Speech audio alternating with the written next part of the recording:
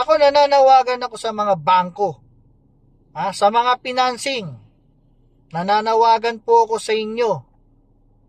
Yang produkto nyo na auto loan o motorcycle loan, kinakalakal na po sa social media. Kinakalakal na po ng mga ahente, ng mga individual, ng mga scammer, ng mga kumpanya, yang inyong produkto.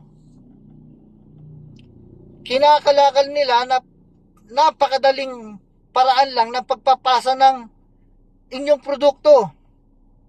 Nananawagan ako sa inyo na maghigpit na kayo. Bakit nagiging ganito ang ang pananawagan ko sa inyo? Dahil sa dami ng biktima. Kaya yung mga nangangalakal ng produkto nyo, tinatarantado na kayo, pinagkakakitaan na kayo.